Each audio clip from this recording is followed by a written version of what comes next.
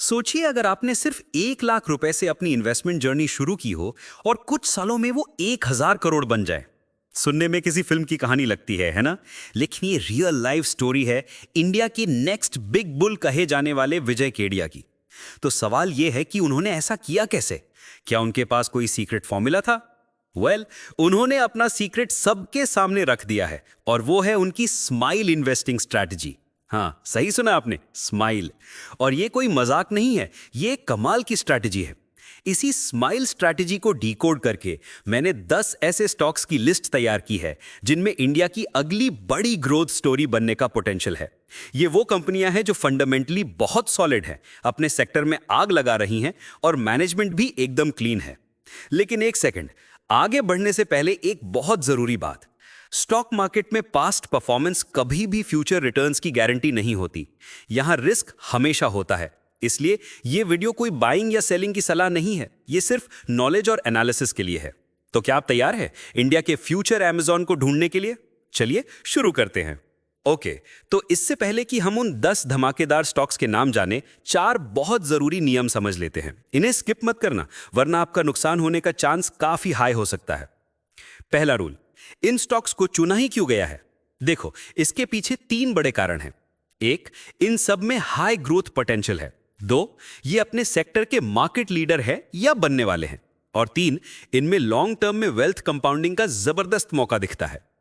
दूसरा रूल, कितने टाइम के लिए इन्वेस्ट करना है? दोस्तों, ये कोई 2020 मैच नहीं है, ये एक टेस्ट मैच है। हम यहां लॉन्ग टर्म वेल्थ क्रिएशन की बात कर रहे हैं, इसलिए आपको लंबे समय तक टिके रहने का माइंडसेट बनाना होगा। तीसरा रूल, इन्हें खरीदना कैसे है? ये सारे ग्रोथ स्टॉक्स हैं, तो हो सकता है ये आपको महंगे लगे, शायद अपने ऑल टाइम हाई पर हो। यहां हमारी स्ट्रैटेजी होगी बाय ऑन डिप्स। जब भी मार्केट में कोई करेक्शन आए, तब इनमें धीरे धीरे एंट्री लेनी है। और चौथा और सबसे इंपॉर्टेंट रूल, स्टॉक से निकलना कब है ये कोई नहीं बताता। ध्यान से सुनो, अगर कंपनी के फंडामेंटल्स बदल जाएं, आपको इससे कोई बेटर अपॉर्चुनिटी मिल जाए, आपका पोर्टफोलियो किसी एक स्टॉक में जरूरत से ज्यादा हैवी हो जाए, या स्टॉक बहुत ही ज्यादा ओवर वैल्यूड हो जाए, तो यही सही टाइम होता है एग्जिट करने का। और हां, इन कंपनीज के क्वार्टरली रिजल्ट्स और मैनेजमेंट की कॉन कॉल पर हमेशा नजर रखनी है, ये आपकी जिम्मेदारी है। तो अब जब रूल्स क्लियर है, तो चलिए मैदान में उतरते हैं। पहला स्टॉक उस सेक्टर से है जो इंडिया के सपनों को पूरा करता है, लग्जरी हॉस्पिटैलिटी। यह कंपनी इंडिया के टॉप 2% अमीर लोगों को टारगेट करती है और इस स्टॉक का नाम है इंडियन होटल्स। हम सब ताज होटल्स को जानते हैं, है ना? वो इन्हीं का ब्रांड है। इंडिया में होटल इंडस्ट्री 25% सीएजीआर की रफ्तार से ग्रो कर रही है, और जब आप सिर्फ अल्ट्रा रिच क्लास को टारगेट करते हो, तो रिसेशन हो या इन्फ्लेशन, आपके बिजनेस पर ज्यादा असर नहीं पड़ता। जिनके पास पैसा है वो हमेशा बेस्ट एक्सपीरियंस के लिए ही खर्च करते हैं, और यही इंडियन होटल्स का सबसे बड़ा कॉम्पिटिटिव एडवांटेज है। अब इसी लग्जरी रेस में एक और दमदार खिलाड़ी है, हमारा दूसरा स्टॉक आईटीसी होटल्स। हाल ही में ये अपने पेरेंट कंपनी आईटीसी से अलग हुआ है। पहले आईटीसी के टोबैको बिजनेस की वजह से इस पर असर पड़ता था, लेकिन अब ये एक इंडिपेंडेंट पावर हाउस है। इंडियन होटल्स को अगर कोई सीधी टक्कर देता है तो वो यही है, और अभी ये इंडियन होटल्स के मुकाबले लगभग आधी वैल्यूएशन पर मिल रहा है। टूरिज्म जैसे जैसे इंडिया में बढ़ेगा, ये दोनों स्टॉक्स कमाल कर सकते हैं। अब आते हैं तीसरे स्टॉक पर। इस कंपनी ने इंडिया में खाना खाने का तरीका ही बदल दिया है। इसने अमेज़न जैसी बड़ी कंपनी को भी सोचने पर मजबूर कर दिया। नाम तो आप समझ ही गए होंगे, ज़ोमैटो। अब आप कहोगे भाई इसका पी रेशियो तो 1000 से भी ज्यादा है, ये क्या बकवास है? रुको जरा, सब्र करो। यहीं पर ज्यादातर लोग गलती करते हैं। ज़ोमैटो के बिजनेस मॉडल को समझो। इसे एक टोल बूथ की तरह देखो। ज़ोमैटो ने डिलीवरी और ऑपरेशंस का एक शानदार हाईवे बना दिया है, जिसका खर्चा फिक्स्ड है। अब जितनी ज्यादा गाड़ियां, यानी जितने ज्यादा ऑर्डर्स इस हाईवे से गुजरेंगे, उतना ही इनका सीधा सीधा प्रॉफिट बढ़ेगा। कॉस्ट लगभग उतनी ही रहेगी। इसी फ्यूचर पोटेंशियल की वजह से मार्केट इसे इतनी हाई वैल्यूएशन दे रहा है। हाँ, मैं मानता हूं कि वैल्यूएशन काफी एग्रेसिव है और इसमें रिस्क भी है, लेकिन इसने इंडियन मिडिल क्लास से डिलीवरी के लिए एक्स्ट्रा पैसे निकलवा लिए। यह अपने आप में एक बहुत बड़ी बात है। अब ज़ोमैटो की बात हो रही है, तो उसके सबसे बड़े कंपेटिटर को कैसे भूल सकते हैं? हाँ, मैं स्विगी की बात कर रहा हूं। आपको क्या लगता है, इंडिया की फूड डिलीवरी की इस जंग में आखिर में कौन जीतेगा, ज़ोमैटो या स्विगी? नीचे कमेंट्स में अपना विनर जरूर बताना। अब चलते हैं अगले सेक्टर पर, जो हर भारतीय के दिल के सबसे करीब है, अपना घर। और हम टीयर 1 सिटीज की नहीं बल्कि टीयर 2 और टीयर 3 सिटीज की बात कर रहे हैं, जहां पर असली ग्रोथ हो रही है। यहां पर बड़े बैंक्स की पहुंच कम है और यहीं पर हमारा अगला स्टॉक होम फर्स्ट फाइनेंस एक चैंपियन की तरह उभरता है। ये एक स्मॉल कैप कंपनी है, तो हां, इसमें रिस्क थोड़ा ज्यादा है, लेकिन इसकी ग्रोथ देखो, टॉप लाइन 27% और बॉटम लाइन 20% CAGR की रफ्तार से बढ़ रही है। ये कंपनी उन लोगों के घर के सपने को फाइनेंस कर रही है जहां असली भारत बसता है। अगर आपको इंडिया की रियल ग्रोथ स्टोरी पर बेट करना है तो ये स्टॉक आपकी वॉच लिस्ट में जरूर होना चाहिए। लेकिन अगर आप कहते हैं नहीं, मुझे स्मॉल कैप का रिस्क नहीं लेना, मुझे इसी सेक्टर में कोई मार्केट लीडर बताओ, तो आपके लिए है हमारा अगला stock Bajaj housing finance. Bajaj का नाम ही भरोसा है।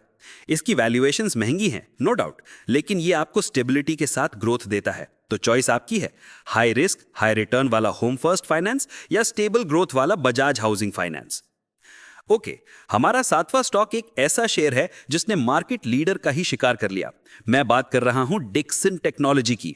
आपके हाथ में जो फोन है, घर में जो टीवी या वॉशिंग मशीन है, बहुत हाई चांस है कि उसका कोई ना कोई पार्ट डिक्सन ने बनाया हो। ये इलेक्ट्रॉनिक मैन्युफैक्चरिंग का बेताज बादशाह है।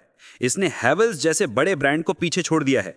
40 का ROCE और ROE, मतलब ये एक प्रॉफिट मेकिंग मशीन है। बस एक छोटा सा नेगेटिव पॉइंट है, इनके मार्जिन्स कम है, तो अगर रॉ मटेरियल महंगा होता है तो इनके प्रॉफिट पर असर पड़ सकता है। इस बात का ध्यान रखना। अब मिलिए हमारे 8वें स्टॉक से, जो एक ऐसे बिजनेस में है जिसके बारे में ज्यादा लोग बात नहीं करते, एक्सप्लोजिव्स। जी हां, सोलर इंडस्ट्रीज। ये कंपनी माइनिंग और इंफ्रास्ट्रक्चर के लिए जरूरी एक्सप्लोसिव्स और डेटोनेटर्स बनाती है। अपने सेक्टर में ये क्लियर मार्केट लीडर है और इसका बिजनेस सिर्फ इंडिया में नहीं बल्कि पूरी दुनिया में फैला हुआ है। ग्रोथ ट्रैजेक्टरी एकदम सॉलिड है और ये आपकी वॉच लिस्ट में एक डार्क हॉर्स हो सकता है। हमारा 9वां और 10वां स्टॉक एक ऐसी कंपनी है जिसकी सर्विसेज आप और मैं रोज इस्तेमाल करते हैं, पर शायद हमें पता भी नहीं। ये है क्रिसिल। ये एक रेटिंग, रिसर्च और एनालिटिकल कंपनी है। जब आप किसी बैंक की या किसी कंपनी की रेटिंग रिपोर्ट पढ़ते हैं तो ज्यादातर वो क्रिसिल जैसी कंपनीज की ही होती हैं। इनका बिजनेस मॉडल भी जोमैटो जैसा ही है। फिक्स्ड कॉस्ट कम है और क्लाइंट बेस बढ़ने का स्कोप बहुत ज्यादा है। ये कंसिस्टेंट कंपाउंडर स्टॉक साबित हो सकता है। और आखिर में हमारा 10वां और आखिरी स्टॉक KEI इंडस्ट्रीज। आपके घर में, ऑफिस में, हर जगह जो वायर्स और केबल्स का जाल बिछा है, ये कंपनी वही बनाती है। जैसे जैसे इंडिया डेवलप होगा, इंफ्रास्ट्रक्चर बढ़ेगा, बिजली की जरूरत बढ़ेगी, इस कंपनी के प्रोडक्ट्स की डिमांड कभी कम नहीं होने वाली। पिछले 3 सालों में स्टॉक प्राइस 40% CAGR से बढ़ा है। अभी ये एक मिड कैप कंपनी है जिसमें ग्रोथ का बहुत बड़ा रनवे बाकी है। तो ये थे वो 10 स्टॉक्स जो विजय केडिया की स्माइल स्ट्रैटेजी के फिल्टर पर खरे उतरते हैं और जिनमें इंडिया की ग्रोथ के साथ दौड़ने का दम है। हमने होटल से लेकर फूड डिलीवरी और घर बनाने से लेकर इलेक्ट्रॉनिक मैन्युफैक्चरिंग तक के सेक्टर्स को कवर किया। लेकिन एक सवाल मैं आपके लिए छोड़कर जा रहा हूं, इन 10 बिजनेस मॉडल्स में से आपको कौन सा बिजनेस अगले 10 साल के लिए सबसे ज्यादा फ्यूचर प्रूफ और सॉलिड लगता है? मुझे नीचे कमेंट्स में जरूर बताइएगा। याद रखिए, यह वीडियो सिर्फ एजुकेशनल पर्पस के लिए था। कोई भी इन्वेस्टमेंट करने से पहले अपनी खुद की रिसर्च करना या अपने फाइनेंशियल एडवाइजर से सलाह लेना बहुत जरूरी है। और अगर स्टॉक मार्केट की एक और ऐसी ही पावरफुल स्ट्रेटेजी को आसान भाषा में समझना चाहते हैं तो आपकी स्क्रीन पर आ रही इस वीडियो पर अभी क्लिक कीजिए। मैं आपसे वहीं मिलूंगा। वीडियो पसंद आई हो तो इसे लाइक करना मत भूलना। Thank you so much.